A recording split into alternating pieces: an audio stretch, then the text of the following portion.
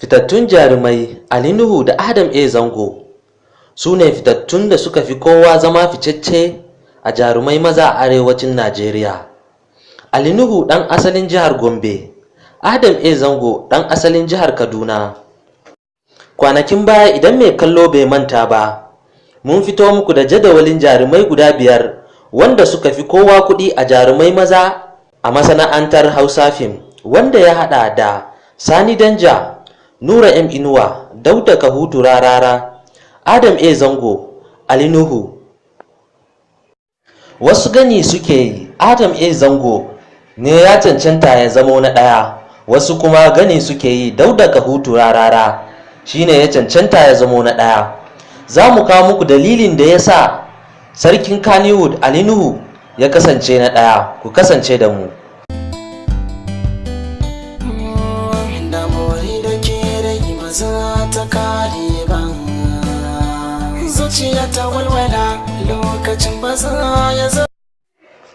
Dauda Kahutu Rarara mawakin siyasa ne, ya zama ficecce bayan ya samu karbuwa a wurin jam'iyya mai mulki wato APC.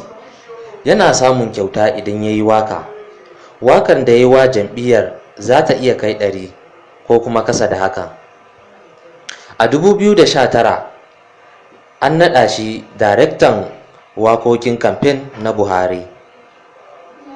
Shin wannan zai iya sa ya zama na farko a cikin masu kudin jaruman Kannywood?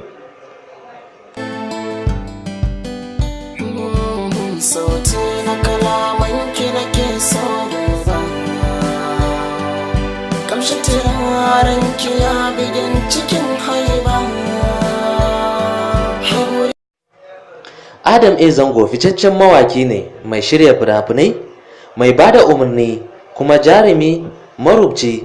Adam Zango ambasada ne a MTN da kuma Indomie. Yana fitowa a fim akalla sau 4 a wata. Yana karban 500,000 idan zai fito a fim. Yana karban miliyan 1.5 idan an gayyace shi zuwa biki. Hakanan ma yana samun miliyoyin kuɗi idan ya saki album ɗinsa. Hasashe ya nuna Adam Zango ya fi kowa karban kuɗi idan zai fito a fim, inda dumbin masoyansa suna sayan fina-finansa a kasuwa ko kuma in ya saki album ɗinsa. Shin da wannan dalilan Adam Zango zai zama na ɗaya?